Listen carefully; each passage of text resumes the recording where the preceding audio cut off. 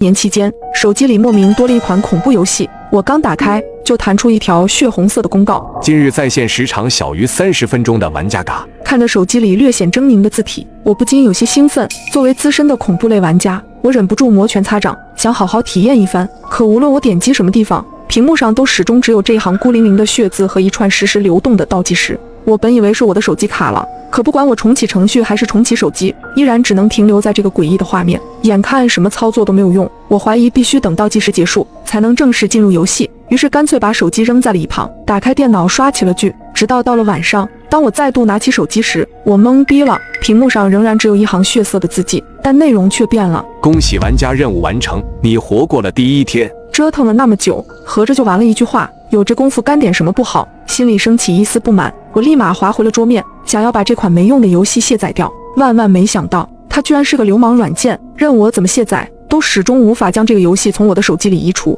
等到了晚上睡觉时，一道刺耳的铃声突然传进我的耳朵，拿起手机一看，整个屏幕都被猩红的血色占据，一则公告弹到眼前：注意，今日游戏时间仅剩1分钟，请检查自己的任务进度。我抬眼瞥了瞥时间，还真是23点59分，但我并没有在意，准备刷回视频再度入睡。最近换了新手机，刷视频果然清晰，大家买了新的，旧的都怎么处理？我那台 iPhone 13找转转上门回收了3200多，他们家价格公道，打钱又快又干脆。现在转转不只收手机，就连主机、显卡这种电脑设备，还有 LV 包和腕表之类的奢侈品都能回收。趁着旧的还值钱，赶紧找转转回收就对了。可没过多久，就有一道杀猪般的惨叫声从我的楼下骤然响起，紧接着过了大约10分钟后，几辆救护车飞速驶来，才有人小心翼翼地上传了几张全是马赛克的照片。小区里死人了，死相极惨，简直就是4分5裂，而且死了不止一个，有1栋的，有3栋的，有12栋的。听家属说了，不是什么谋杀，压根没人碰死者，突然就口吐白沫开始挣扎了，这不会是什么新型病毒吧？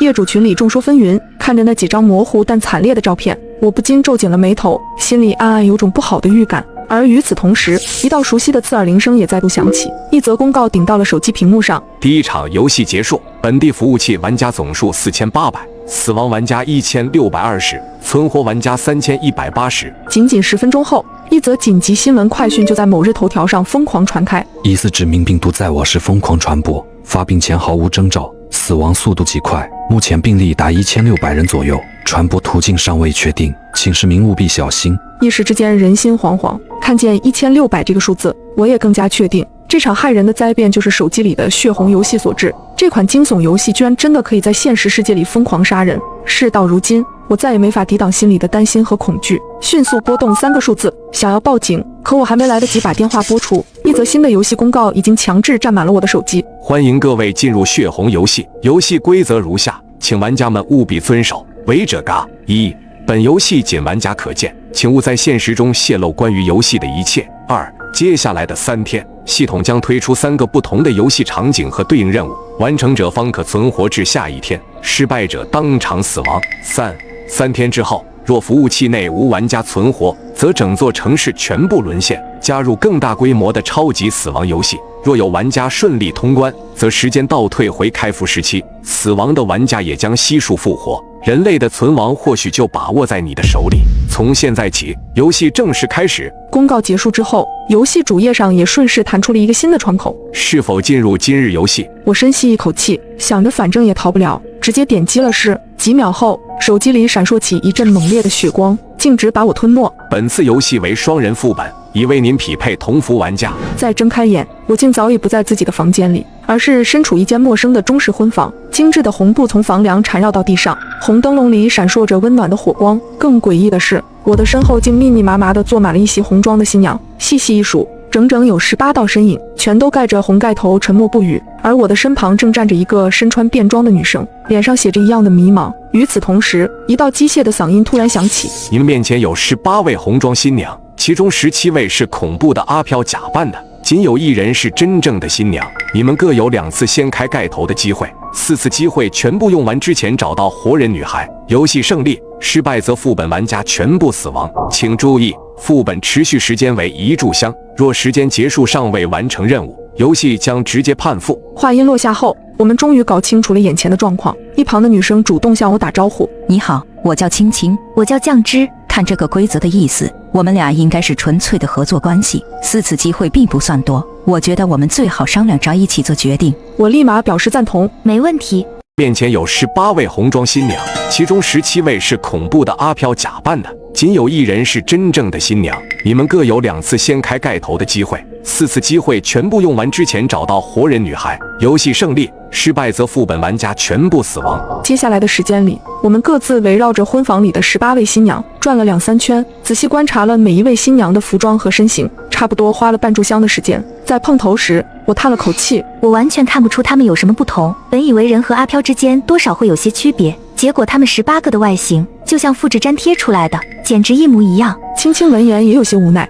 我这边的情况也差不多，我甚至还悄悄跑到他们每个人的耳边问了话，全都安安静静，没有一个人理我。不得不说，眼前的状况有些棘手。虽然我也算玩过不少中式恐怖游戏，但真的跑到这种诡异的场景里，还是有点手足无措。青青闻言立马转头看向我，你是说你经常玩类似题材的游戏吗？是的，我上次玩游戏还赢了一台车，手头有点紧，所以我把车子放瓜子二手车上卖了，比线下店多卖了20%。瓜子是全国买家拍卖模式，车放瓜子当天就有20多个买家出价，我挑高价卖了，当天到账，拍卖价就是到手价。想卖车的赶紧去评论区免费估价，买车也能上瓜子看看，现在特斯拉9.9万就能买。总之买卖二手车上瓜子就对了。那在类似的游戏里，人和阿飘一般都有些什么区别？我思索片刻回道，一般来说阿飘都没有影子，但我刚才已经仔细看了一遍，他们不仅有影子，而且影子的长短方向也都一模一样。还有别的吗？我想了想回答道，在有些恐怖游戏里，阿飘是没有脚的，小腿以下都是空荡荡的，这也是他们被称为阿飘的原因。青青顿时眼前一亮，他决定挨个试试，摸一下这些新娘的脚踝，看看那精美的绣鞋里会不会是空气。可就当他伸手碰到第一个新娘时，那位新娘却突然伸手拽住了他的手臂，随后猛地掀开了自己的盖头，露出了一张极其诡异的脸。那张脸光滑无比，皮肤极其细嫩，却找不到任何五官。他嘻嘻一笑，发出了银铃般的声音，却没有人知道他的嘴巴到底生在了哪里。哪怕提前做过心理准备，可当这样一张脸摆在面前的时候，我还是忍不住惊呼。青青离他更近，显然也是吓得不轻。与此同时，系统的声音也随之出现，第1次机会已消耗，请继续寻找。婚房里又恢复了死一样的寂静，好不容易平复了惊魂未定的心绪，青青的脸上浮现出一丝遗憾的神情。看来只要碰到其中某位新娘，她就会自己把盖头掀开，刚刚那个办法是行不通了。我忍不住揉了揉太阳穴，心里也有些发愁，不能碰也看不透，难不成只能靠猜？无奈之下，我们俩只好各凭直觉选出了2个答案。他掀开了第5个新娘的盖头，我则是选了自己的幸运数字17，可见到的都是没有五官的脸。不知不觉间，时间已经所剩不多，香炉里的檀香烧到了大概4/5的位置，而我们2个人也只剩下了最后一次机会。青青的脸上已经写满了焦急，我不停拍打着额头，希望自己的脑子能赶紧发力，但它就像是上班时坏掉了一样，死活想不出任何东西。毫无办法的我，只能不停翻弄婚房里的所有器物，包括到处都是的红布和墙上的红纸，希望它们会是什么隐藏道具，或者暗藏着什么机关。眼看檀香马上就要烧到尽头，无奈的我只能拨弄着那红光闪闪的灯笼，希望能找到一点解谜的灵感。屋里的光芒摇晃了几下，青青突然猛地站起身来，我好像知道怎么过关了。听他这么说，我立马来了精神，轻轻指了指灯笼，你别停下来，继续摇。虽然不知道为什么，但我还是赶紧照做，重新摇起了灯笼，轻轻回头看向那18位新娘，几乎没有任何犹豫，迅速走到了其中一位的面前。直到这时，我才终于明白了他的用意，原来人阿飘之分真的和影子有关。虽然所有的新娘都有着一模一样的影子，但是当屋里唯一的光源灯笼不停移动时，只有一位新娘的影子会随着一起左右摆动，其他新娘的影子都是画在地面上的，根本纹丝不动。因此青青果断出手，趁着檀香即将烧尽，把这位新娘的盖头直接掀开，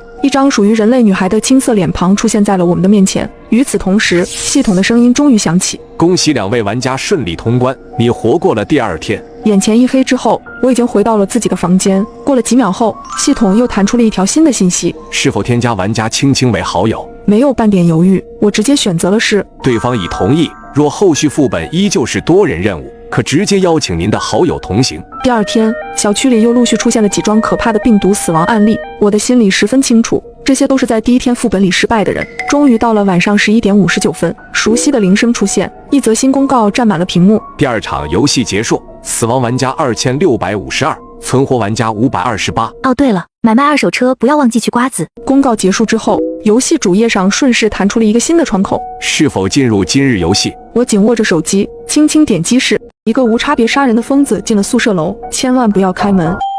晚上11点，导员突然在微信群里艾特全员，所有人立刻回寝室，锁好宿舍门。楼道电路起火，工作人员正在检修。我不明白检修电路为什么要锁门，而且宿舍明明有电。2分钟后，住同宿舍楼的闺蜜私信我，有一个无差别杀人的疯子进了宿舍楼，千万不要开门。我以为闺蜜在开玩笑，上铺的萍姐紧接着说道，快去锁门！我男朋友说有一个杀人犯进了宿舍楼。我慌了，萍姐是宿舍老大，她男朋友比我们小1届，萍姐从不开玩笑，真的有杀人犯。我连忙跑到门前，正准备上锁，停顿了一下。可是苏月还没回来，是不是等他回来再锁门？我们宿舍一共4个人，老大萍姐，老二回家了，老3是我，老4苏月刚去楼道取衣服了。我还在犹豫，萍姐当机立断，先锁门，等苏月回来我们再开。同时，萍姐在宿舍群里艾特了苏月，苏月你在哪？衣服别取了，快回来，外面危险。苏月，没事，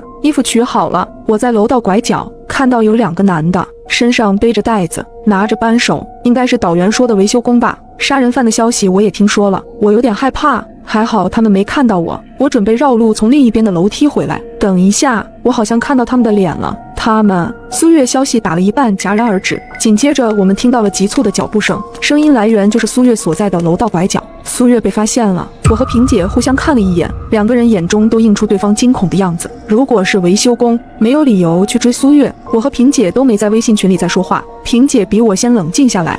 我先私聊导员问问情况，导员没在群里说真相，应该是怕大家恐慌。煎熬地等了2分钟，萍姐说道，导员让我们别担心，杀人犯的事情是谣言，真的是在维修电路。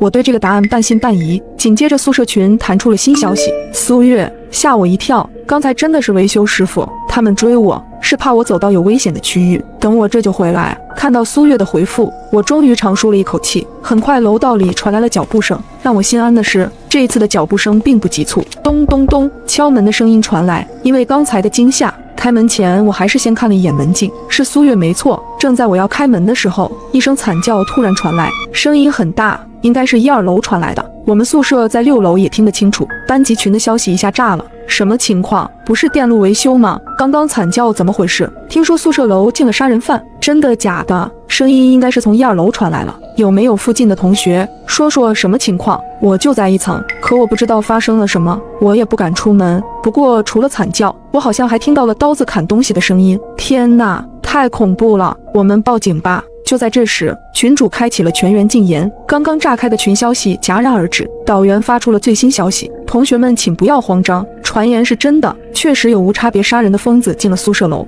因为担心大家恐慌危险，所以刚才说是电路维修。学校已经报警，各位同学一定锁好宿舍门，任何人敲门都不要开，警察赶到之前保证自己的安全，一定不要开门。为了稳定大家情绪，班级群今晚禁言。正准备开门的我停顿住，咚咚咚，门外敲门声变得急促，我心中充满了疑问，电路没有坏，那苏月看到的维修工是谁？或者说门外的人？寝室群发消息的人根本就不是苏月。保险起见，我又看了眼门禁，这次我才注意到，苏月穿的是自己的衣服没错，但不是她刚出门时穿的那件，光线暗淡，因为苏月低着头，看不清脸，可仔细观察下，能发现对方的肩膀与手臂是比苏月粗大的。再向下看，我发现对方似乎为了模仿苏月的身高，腿在弯曲着，这个人不是苏月。就在这时，对方抬起了头，只见对方戴着口罩，站直了身体有1.8米，直直盯着门禁，向我竖了一根中指，转身离开了。我现在脑子乱得不行，把我看到的情况和萍姐说了。萍姐深吸口气，冷静分析起来。我们没听到苏月的惨叫声，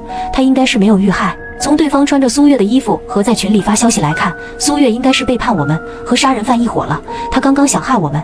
我虽然不愿相信，可萍姐分析的没错，别说杀人，就算是控制住挣扎的苏月，也不可能一点声音没有，最大的可能就是苏月妥协了。与此同时，我的手机又来了新私信，屏幕显示苏小月月，这是苏月的小号，只有我知道的小号。我知道苏月有2个手机，苏小月月，刚才我逃跑的时候，手机和衣服都掉了，现在甩掉他们了，你一定要小心萍姐，因为我刚刚看到那人的脸，是萍姐的男朋友。我已经和隔壁603的人联系了，一会去603，你找机会也过来，我给你开门。看着手机里的消息，我头皮都开始发麻。萍姐似乎看出我脸色不对，温柔一笑，别怕，我们只要锁好门，等待警察来就行。坏人终将受到惩罚。萍姐是宿舍老大，平日里都把我们当小妹妹看待，怎么会和疯子杀人魔一伙？我脸色渐渐变好，冲萍姐一笑，是的，坏人终将受到惩罚。不知道为什么，感觉当萍姐听到我这句话的时候，脸色有些奇怪。而就在这时，我的手机又响了，导员又拉了一个新微信群，几乎全楼的人都在，少了几个人，应该是漏了吧。刚拉完人，导员就在群里艾特全员，我被他们控制住了。之前消息也是他们发的，之前用我身份发消息的目的就是告诉大家学校报警了，其实根本就没有人报警，我说话会被发现，同学们快报警。另外，本楼不在群里的人都有问题，千万小心。消息发完的几秒，群里异常安静，群里没有禁言，也没人说话，似乎都在消化这些信息。导员被那群疯子控制住了，貌似发了刚刚的消息。从那群疯子进宿舍楼到现在，根本就没人报警。这个宿舍楼里有人和那群杀人的疯子暗中勾结，我则第一时间点开群成员查看更多，搜了萍姐的微信名，发现群里竟然没有萍姐，我整个人愣在当场。结合导员和苏月的消息，我确定萍姐有问题。现在思考起来，之前门禁里看到的男人虽然戴了口罩，可身高、发型、气质、眼神都和萍姐的男朋友陈哲太像了。我拼命控制自己的表情，不让萍姐发现变化，可是我控制不住。就在这时，灯灭了，全楼的灯都灭了，宿舍楼断电了。紧接着，我看到手机没了网络，没了信号，黑暗带来了恐惧，却让我的心稍微镇定，这样萍姐就看不到我难看的脸色了。下一刻，我突然想到，这样就没法报警了。从导员刚刚拉群到断电、断网、断信号，中间不到1分钟，没人来得及报警，没人会来救我们，我们就像一群困在楼里待宰的羔羊。而近在咫尺，就有一个拿着屠刀的猎人。萍姐平和温暖地说道：“一定是那群疯子干的，别怕，既然已经报了警，过不了多久我们就安全了。”说话间，萍姐拿出了一把水果刀，削着苹果皮，苹果皮削好，她切了一块，递给我，过来吃点东西压压惊。昏暗中，我看到了萍姐的笑容，带着温暖，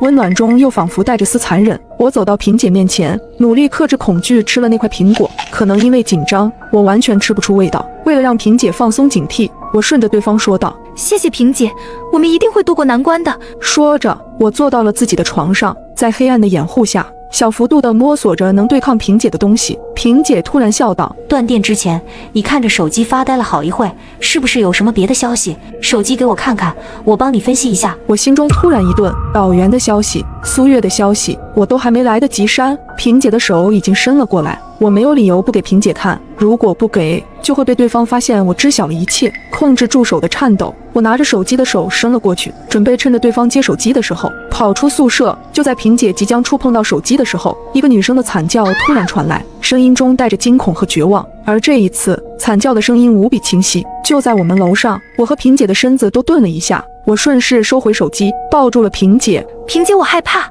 我的身躯微微颤抖着，我所有的害怕完全可以甩锅给楼上的受害者。对我的行为，萍姐似乎也放下了戒备，没有再提看手机的要求。萍姐拍着我的后背：“别怕，有我在，就算是有坏人来了，我也会冲上去保护你。”她的话很温柔，从始至终都没有一点问题。甚至如果没有导员的消息，我根本不会怀疑萍姐。就在我稍稍放心，等萍姐放下戒备伺机逃走的时候，我看到了宿舍的窗子没上锁。我们宿舍楼窗户没有护栏，以男生的身体素质来说，从楼上翻到楼下并不难。而现在凶手就在楼上，我离宿舍门有一段距离，而且正在和萍姐拥抱着。楼上的凶手马上就要过来了，我近乎绝望。现在别无选择，我准备先控制住萍姐握着水果刀的手，先下手为强。就在这时，走廊传来了一阵急促的脚步声，噔噔噔，紧接着就是一阵急促的敲门声。有人在焦急地敲着603的门，开门的声音传来，有人进了603，603就在我们隔壁的隔壁。进门后没听到什么打斗的声音，应该不是坏人。结合之前苏月发的消息，我断定这个人就是苏月。我去看看。萍姐似乎想要阻止我，可因为我刚刚的表现没有异常，她没有强制控制我的打算，还不忘提醒我一声：“小心点。”我装模作样的在门边看了眼门禁，外面很安静，空无一人。接着我转过头看向萍姐，外面没人，我们这里暂时还安全。我正说着话，就看见一道人影从楼上爬到我们窗户。他的动作很轻，没有发出一点声音，因为他背对着月光，所以看不清他的样貌。隐约间能看到他1.8米上下，嘴里叼着一把刀子，双脚踩在我们宿舍窗户的时候，这人单手对我竖起了一根中指。我背靠着宿舍门，面朝宿舍窗户，而萍姐面对着我，她还没有发现身后来人。下一刻，我突然从衣兜里拿出一个巴掌大的手电筒，黑夜里，手电筒突然绽放出强光，强光照到萍姐和那个黑影男脸上，让两人眼睛一阵刺痛。抓住这个空隙，我连忙打开宿舍门逃走。你死定了！黑影男一声怒骂，随手扔过来一个物品砸在我头上，还好东西不重，没影响我逃走。我拼命跑到603，然后开始拍门，咚咚咚，我听到了身后急促的脚步声，听到了男人和萍姐怒骂的声音。如果603不开门，我就死定了。咔嚓，门开了，苏月把我拉进了宿舍，并以最快的速度关上了门。算上我，宿舍里现在有6个女孩，原本的宿舍4人，加上我和苏月。苏月抱着我不断安慰，想不到萍姐和陈哲是这样的人。调整好情绪，我把刚刚的经过讲给几人听，并回忆着黑影男的样子，确定是陈哲没错。苏月说道，之前萍姐有说过，她在高中的时候有一段时间跟小混混们走得很近，也许她性格一直这样。另一个女生跟着说道，我和陈哲高中一个市的，他很出名，是个学霸，高考前的全市联考考了700多分，所有人都默认的清北人选，可高考的时候发挥严重失误，只考了400多分，才来了咱们学校，可能受了刺激吧。我一听心里更慌了，这还是个高智商罪犯。就在这时，苏月看到我手上拿了一个小球，问道，你手上这是什么？逃命还不忘带着。我这才发现手里拿着一个塑料材质的圆球，回忆了一下，刚才陈哲从窗户进来的时候，看我要逃，随手扔过来砸我的，幸亏这东西不重。这时宿舍门被敲响了，敲得很急促，大家刚刚缓解的情绪立刻又悬了起来。门外竟然传来了萍姐的声音，酱汁快开门，我男朋友陈哲要杀我，我好不容易才逃出来，刚刚你把我丢下不管，我不怪你，快开门，再不开门，我要死在这了。我心头一沉，从目前的线索来看，萍姐99%是坏人。抬起头，我也看到了宿舍里其他人都警惕地看着我，生怕我开门。我对大家一笑，你们救了我，我不会害了大家的。萍姐还在急促地敲门，还在央求我们信任她。突然，我手里的塑料小球发出了声响，从里面传出了男人的声音，海平想杀你们，千万不要给他开门。直到这时候，我们才开始观察这个小球，竟然是个小型对讲机。更重要的是，对讲机的声音是陈哲，陈哲是萍姐的男朋友，至少我和苏月是见过他的。一时间，所有人都露出了不可思议的表情。陈哲不是坏人吗？苏月面色凝重，紧跟着分析，陈哲知道了萍姐敲不开门，所以想要取得我们的信任。不过眼下统一的战略就是不给萍姐开门。外面的萍姐似乎敲累了，一声叹息，我不怪你们，毕竟杀人犯是我男朋友，我身份敏感，你们要保护好自己，我也会保护好自己的，不然我被坏人杀了，你们也会自责的。话落，敲门声停止了，随之而来是一阵跑动的脚步声。萍姐应该是走了，但我听到萍姐最后说的话，心中还是有些疼。忐忑当中，我又看了看门禁，楼道很黑暗。突然，宿舍门外一只眼睛贴在了门外的门镜上，我吓得尖叫一声，随即门外的人拉远距离，我刚好能看清，就是刚刚佯装离去的萍姐。不过现在的萍姐不再伪装，脸上露出奇怪的笑容，笑容映衬着走廊微弱的绿光，显得阴森可怕。酱汁你可真残忍啊，把我拒之门外，还有苏月也在里面吧，时间有的是，我们慢慢玩，谁也逃不掉。你们知道我参与了这件事，所以必须死。我们宿舍里的6人互相看了看，明显比刚才要慌了。萍姐说的没错，我们知道了她的身份，她一定不会放过我们。苏月壮着胆子冲门外说道，萍姐，咱们宿舍的关系一直很好，你很温柔，很照顾我们，我们也真的把你当姐姐看，你为什么要针对我们？为什么要参与做这种事？我也紧跟着说道，是啊，萍姐，你是不是有什么苦衷？我们是姐妹，我们可以帮你的，哈哈哈哈。门外突然传来一阵笑声，萍姐在放声大笑。萍姐用力踹了一脚宿舍门，知道踹不开，只是单纯的发泄。我这么做当然是觉得好玩呀，我喜欢欺负别人，喜欢看到别人害怕我的样子。高中的时候，我把一个人的头按进了厕所，还拍了他的照片，甚至还威胁他跳了楼。之后我洗清了身上的嫌疑，警察根本没证据抓我。我听到萍姐说的话后大吃一惊。萍姐，你说过坏人终将受到惩罚。萍姐笑着说，你们都死了，就没人知道我是坏人了。况且今晚动手的是我男朋友，就算警察来了，我也只是个无辜的受害者。漫漫长夜，你就在恐惧中等着我吧。说完，萍姐又踹了一下门，接着门外安静了下来。萍姐似乎失去耐心离开了，而我们就像一群待宰的羔羊，相互对视着。与其等死，要不然我们出去跟他们拼了。好好苏月的提议得到了大家的认可。就在我们拿上扫帚、拖把等武器，准备打开房门时，圆形对讲机又响了起来。陈哲的声音再次传来：“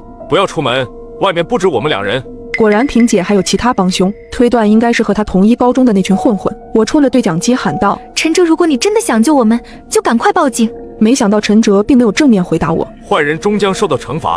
话落，就听到楼上传来一声惨叫，宿舍里的几人再次陷入了恐惧，还没回过神来，房门被人敲响。苏月看了一眼门禁，门外是隔壁班的一个女生，女生焦急地说着：“救救我，快开门！”是张雪。宿舍另一个女生说道：“张雪，这个女生我认识，不是很熟，学习很好，是学生会的老大，应该不是坏人。”我和苏月对视一眼，决定开门，因为我们做不到见死不救。可没想到，刚打开门，躲在一旁的萍姐就立刻顶住了房门。原来他们是一伙的。萍姐阴森森地说道：“你们终于开门了，动手！”听到命令的张雪立刻拿起一把刀子，缓缓向我们走来，而我们握紧手中的扫把，准备与其搏命。就在这时，陈哲来到了众人面前。萍姐问陈哲：“其他人呢？”都已经按你吩咐的解决掉了。陈哲紧接着又说道：“这些人交给我吧。”说着拿着棒球棍走了过来。可谁知下一秒，陈哲一棍子打在了张雪的后脑勺上，张雪应声倒地。接着陈哲又拿出刀子，将目光瞄准了萍姐。这串连贯动作将我们吓了一跳，萍姐更是一脸懵逼。“陈哲，你干嘛？”陈哲则不慌不忙地解释道：“海平，你是不是忘了陈丽丽，那个被你逼迫跳楼的女孩？她是我的妹妹。”萍姐一听，这才反应过来，原来这一切都是你策划好的，想方设法接近我，就是为了给你的妹妹报仇是吗？陈哲微微一笑：“海平，坏人终将受到惩罚。”说着便一刀刺入了萍姐的身体。而此时楼外也响起了警报声，随后陈哲意味深长地看向我们几人，仿佛在说：“对不起，让我们受惊了。”陈哲没有逃跑的打算，而是像我们一样等待着警察的到来，哪怕他知道自己将会面临永久的牢狱生活。事后，我和苏月也从警察的口中得知，被绑架的辅导员等其他同学都只是受到了惊吓，并没有受到身体上的伤害，受害的都是当年霸凌陈哲妹妹的混混，这其中也包括我们宿舍的老二陈梦。他其实根本没有回老家，而是第一个被陈哲设计好除掉了。